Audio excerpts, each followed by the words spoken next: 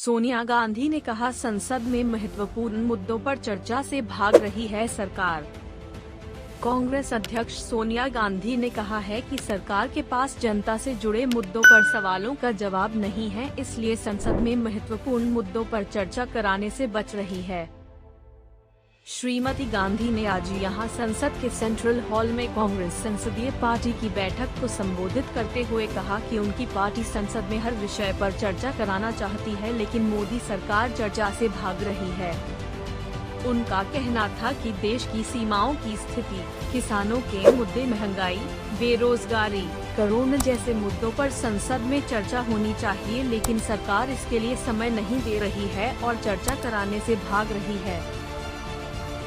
विपक्ष के 12 सदस्यों के साथ ही पार्टी के 6 सदस्यों के राज्यसभा से निलंबन के मुद्दे पर उन्होंने कहा कि सरकार ने गलत तरीके से इन सभी सदस्यों को पूरे सत्र के लिए निलंबित किया है और अब सभी निलंबित सदस्य संसद भवन परिसर में राष्ट्रपिता महात्मा गांधी की प्रतिमा के सामने धरना दे रहे हैं। उनका कहना था कि उनकी पार्टी पूरी तरह से अपने निलंबित इन सदस्यों के साथ खड़ी है और सरकार को तत्काल उनका निलंबन वापस लेकर संसद में जनहित के मुद्दों पर चर्चा करनी चाहिए।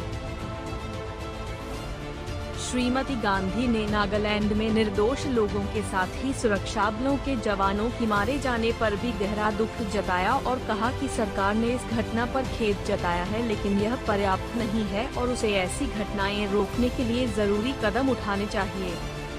उन्होंने कोविड-19 महामारी का मुद्दा भी उठाया और कहा कि सरकार को दूसरी लहर के कहर से सबक लेना चाहिए और जो नया खतरा कोरोना के नए वेरिएंट के रूप में सामने आ रहा है, उससे निपटने की पर्याप्त व्यवस्था की जानी चाहिए।